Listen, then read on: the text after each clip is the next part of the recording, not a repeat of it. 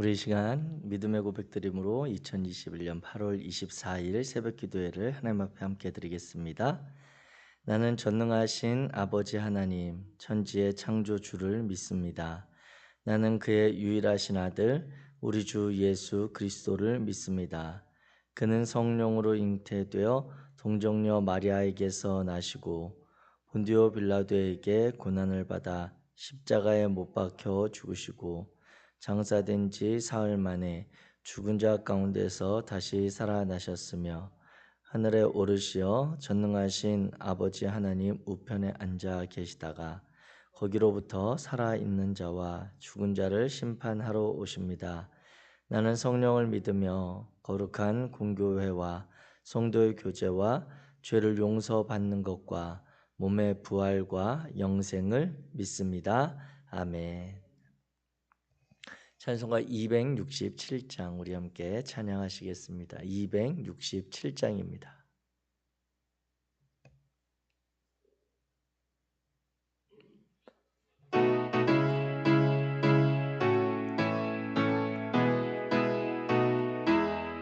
주의 확실한 약속의 말씀 듣고 주만 믿으면 구원을 얻으리라. 할렐루야 할렐루야. 내가 예수를 믿어 그의 흘리신 피로 내 죄 씻었네. 할렐루야 할렐루야. 내가 예수를 믿어 그의 흘리신 피로 내 죄 씻었네. 나의 갈 길이 험하고 위험하나 항상 예수의 도우심 믿고 가네. 할렐루야 할렐루야. 내가 예수를 믿어 그의 흘리신 피로 내 죄 씻었네. 할렐루야 할렐루야. 내가 예수를 믿어 그의 흘리신 피로 내 죄 씻었네. 주의 보좌에 천사들 둘러서서 우리 구주를 높이어 찬양하네. 할렐루야 할렐루야. 내가 예수를 믿어 그의 흘리신 피로 내 죄 씻었네. 할렐루야 할렐루야. 내가 예수를 믿어 그의 흘리신 피로 내 죄 씻었네. 우리 모두 그 반열 뒤 황금길 따라 나와 찬송하네.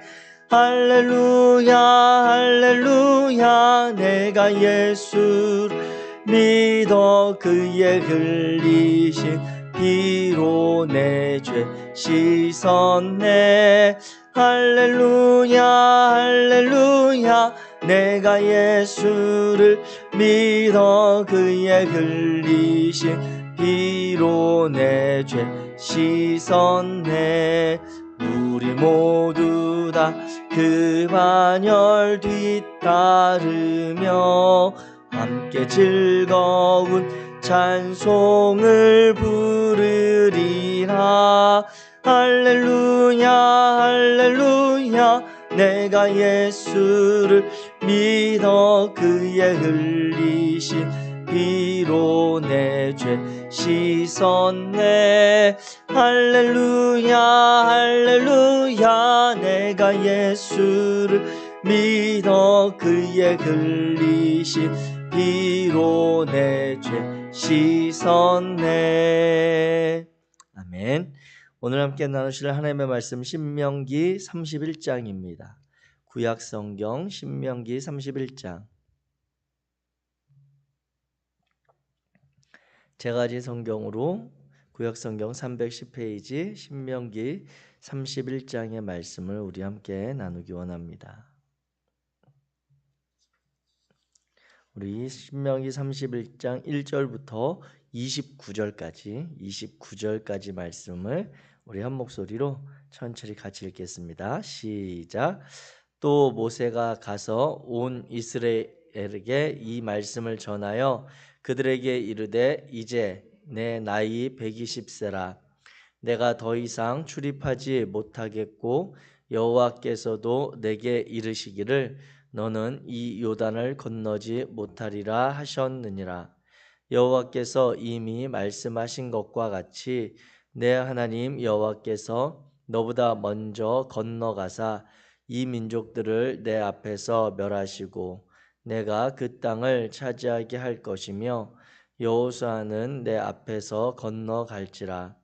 또한 여호와께서 이미 멸하신 아모리 왕 시혼과 옥과 및 그 땅에 행하신 것과 같이 그들에게도 행하실 것이라.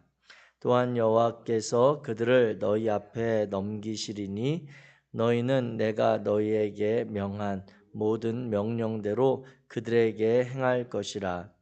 너희는 강하고 담대하라. 두려워하지 말라. 그들 앞에서 떨지 말라. 이는 내 하나님 여호와 그가 너와 함께 가시며 결코 너를 떠나지 아니하시며 버리지 아니하실 것임이라 하고 모세가 여호수아를 불러 온 이스라엘의 목전에서 그에게 이르되 너는 강하고 담대하라. 너는 이 백성을 거느리고 여호와께서 그들의 조상에게 주리라고 맹세하신 땅에 들어가서 그들에게 그 땅을 차지하게 하라. 그리하면 여호와 그가 내 앞에서 가시며 너와 함께하사 너를 떠나지 아니하시며 버리지 아니하시리니 너는 두려워하지 말며 놀라지 말라. 또 모세가 이 율법을 써서 여호와의 언약궤를 매는 레위 자손 제사장들과 이스라엘 모든 장로에게 주고 모세가 그들에게 명령하여 이르기를 매 7년 끝 해 곧 면제년의 초막절에 온 이스라엘이 내 하나님 여호와 앞 그가 택하신 곳에 모일 때에 이 율법을 낭독하여 온 이스라엘에게 듣게 할지니 곧 백성의 남녀와 어린이와 내 성읍 안에 거류하는 타국인을 모으고 그들에게 듣고 배우고 내 하나님 여호와를 경외하며 이 율법의 모든 말씀을 지켜 행하게 하고 또 너희가 요단을 건너가서 차지할 땅에 거주할 동안에 이 말씀을 알지 못하는 그들의 자녀에게 듣고 내 하나님 여호와 경외하기를 배우게 할지니라.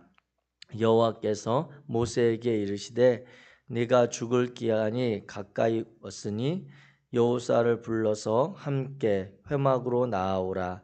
내가 그에게 명령을 내리리라.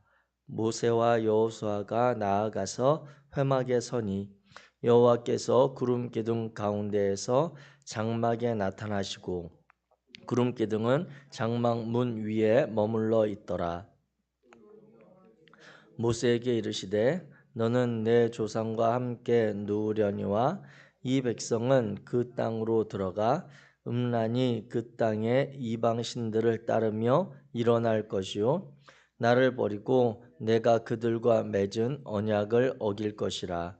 내가 그들에게 진노하여 그들을 버리며 내 얼굴을 숨겨 그들에게 보이지 않게 할 것인즉 그들이 삼킴을 당하여 허다한 재앙과 환난이 그들에게 임할 그때에 그들이 말하기를 이 재앙이 우리에게 내림은 우리 하나님이 우리 가운데에 계시지 않은 까닭이 아니냐 할 것이라. 또 그들이 돌이켜 다른 신들을 따르는 모든 악행으로 말미암아 내가 그때에 반드시 내 얼굴을 숨기리라. 그러므로 이제 너희는 이 노래를 써서 이스라엘 자손들에게 가르쳐 그들의 입으로 부르게 하여 이 노래로 나를 위하여 이스라엘 자손들에게 증거가 되게 하라. 내가 그들의 조상들에게 맹세한 바 젖과 꿀이 흐르는 땅으로 그들을 인도하여 드린 후에 그들이 먹어 배부르고 살찌면 돌이켜 다른 신들을 섬기며 나를 멸시하여 내 언약을 어기리니 그들이 수많은 재앙과 환난을 당할 때에 그들의 자손이 부르기를 잊지 아니한 이 노래가 그들 앞에 증인처럼 되리라. 그들을 인도하여 드리기 전 오늘 나는 그들이 생각하는 바를 아노라. 그러므로 모세가 그날 이 노래를 써서 이스라엘 자손들에게 가르쳤더라.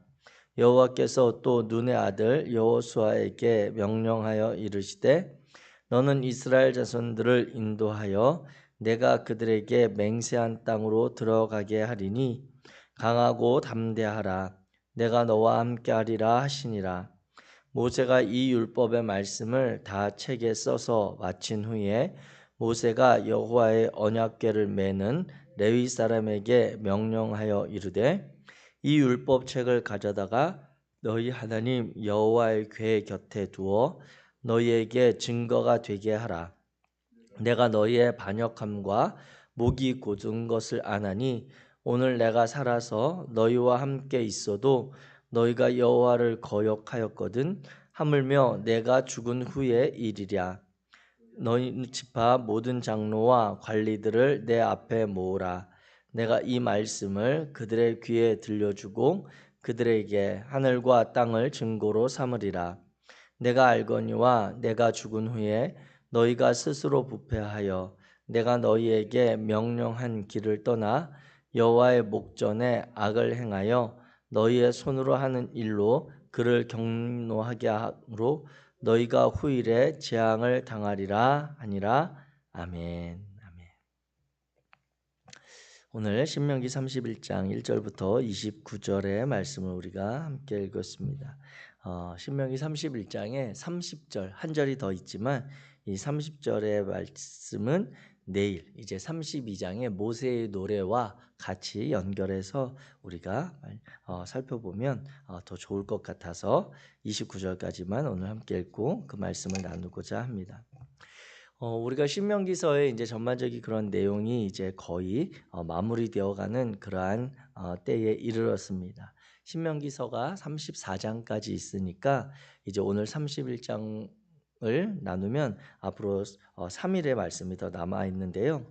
이 신명기서의 전체적인 그 내용을 보게 될 때 신명기는 우리가 전에 보았듯이 12장부터 26장까지의 그 모세의 핵심적인 신명기 법전의 내용을 이제 앞에 1장부터 11장까지 그리고 27장부터 34장까지 이렇게 앞뒤로 그 내용에 대해서 조금 더 설명하고 그 전반부는 신명기 법전에 들어가기 위한 신명기 법전의 내용을 살펴보는 배경적인 그런 분위기들을 이야기하고 이제 27장 이후로부터는 모세가 그 신명기 법전을 이스라엘 백성들에게 전하는 내용 그리고 이 마지막에 모세가 퇴장하는 그러한 가나안 땅에 들어가기 앞서서 마지막으로 그가 남긴 유산들에 대한 내용을 다루고 있습니다. 그런데 이제 첫 번째 그 내용이 이제 31장의 오늘 말씀인데 오늘 이 31장과 32장은 모세의 노래라서 이 내용들을 보면 이 모세가 퇴장할 때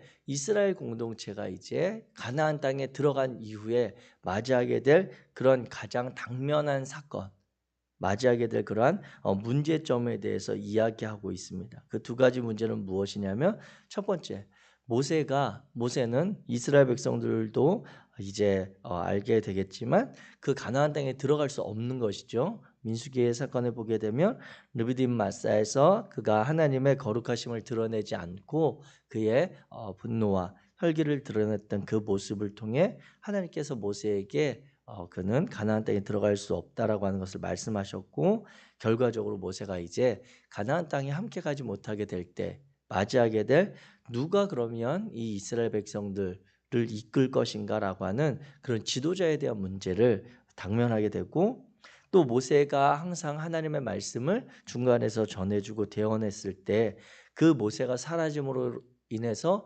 그렇다면 이 이스라엘 백성들이 어떻게 여호와 하나님의 말씀을 지켜갈 것인가라고 하는 그런 말씀, 하나님의 말씀을 전해주는 이가 없기 때문에 그 직면한 상황을 맞이하게 됩니다. 근데 이제 그 내용들에 대해서 오늘 31장에서 다 모세가 하나님의 그러한 뜻을 따라서 이야기해주고 있습니다.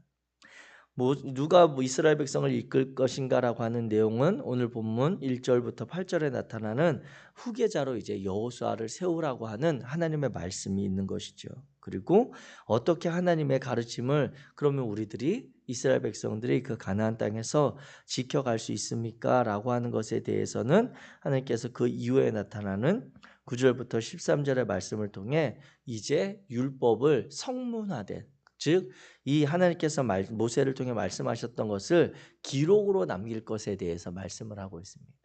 그 내용이 이제 오늘날도 저희가 살펴보고 있는 이 창세기부터 모세 그 오경에 이르는 신명기까지 이르는 이 토라의 말씀으로 이제 남겨진 것이다. 우리는 이렇게 믿고 그 전반적인 내용을 우리가 신앙의 고백으로 또 따라가고 있는 것이죠.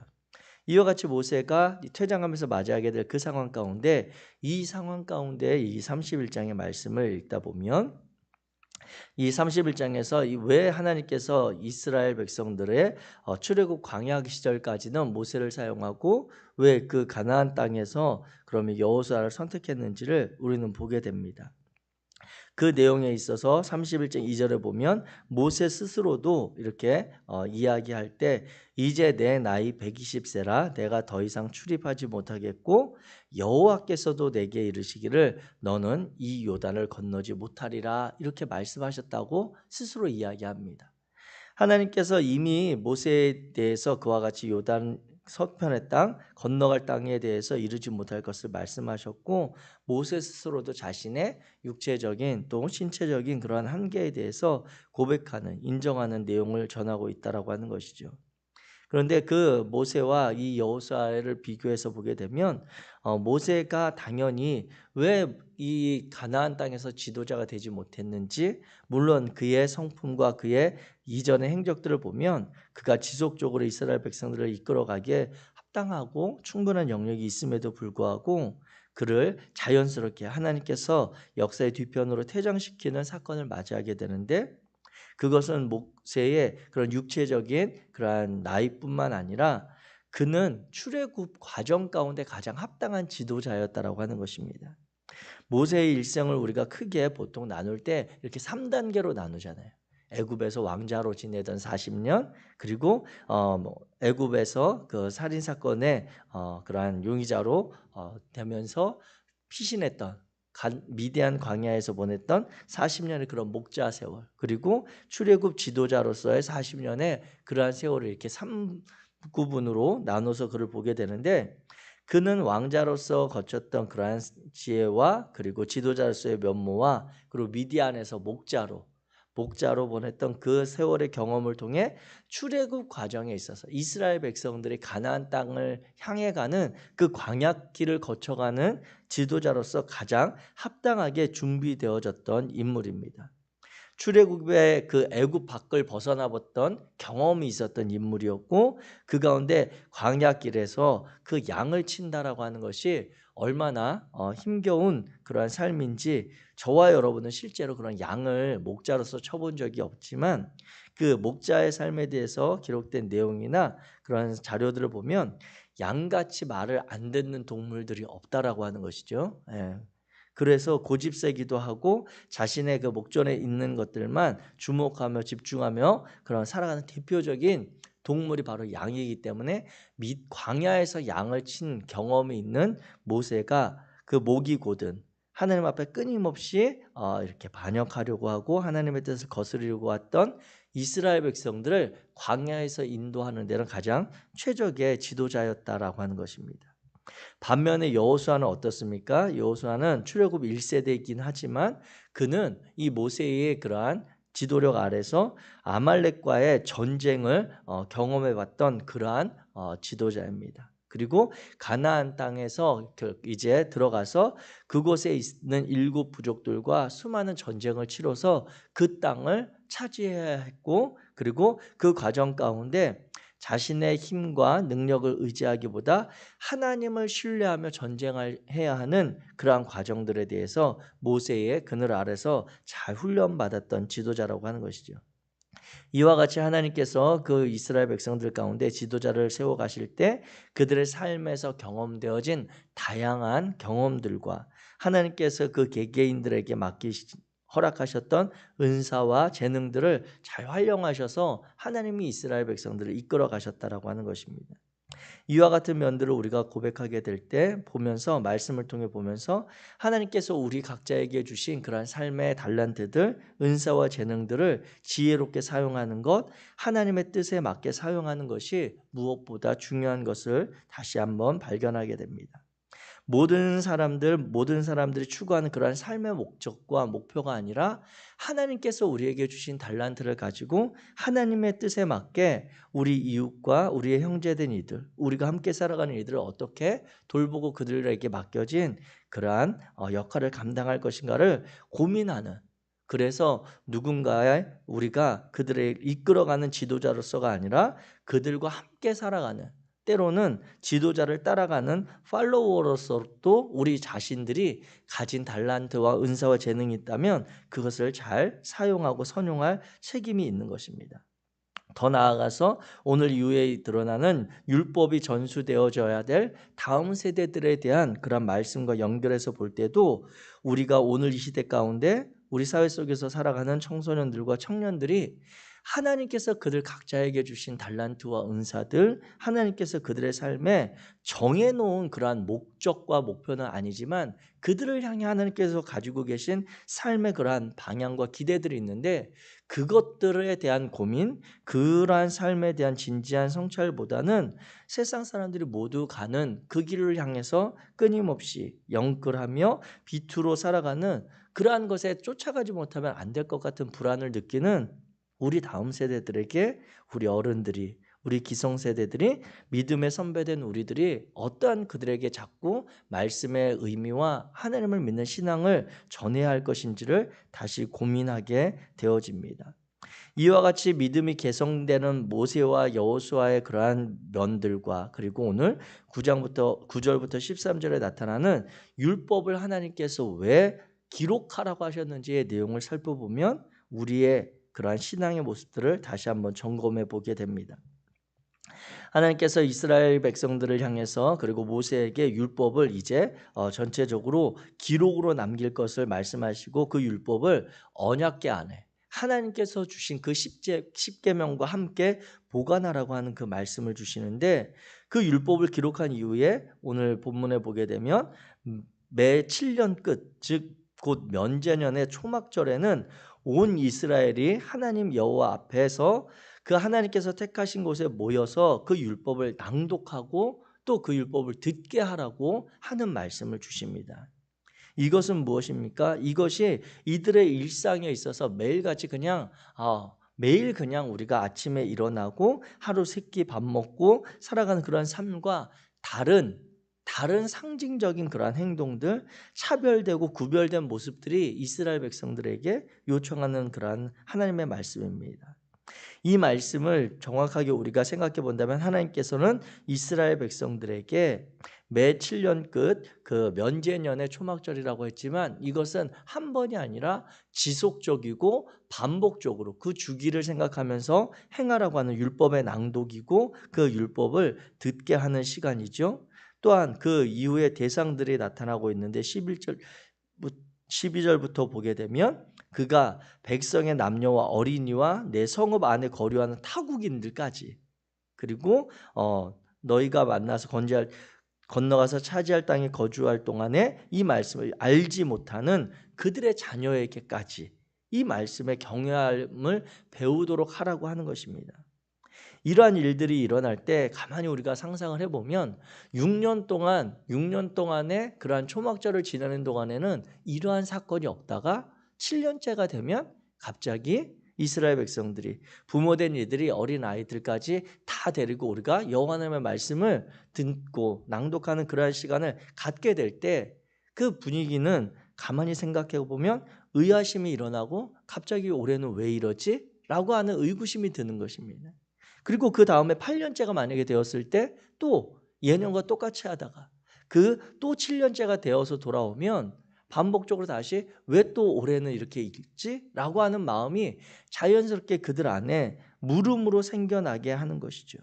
그러면서 그들이 자라나면서 물론 자라나면서 이 사건들에 대해서 듣고 알게도 되겠지만 그들 안에 이스라엘 백성들로서의 정체성, 하나님의 백성으로서 자녀로서 살아가는 그 정체성에 대해서 고민하게 하는 물음이 일어나도록 하나님께서 이끄신다라고 하는 것입니다.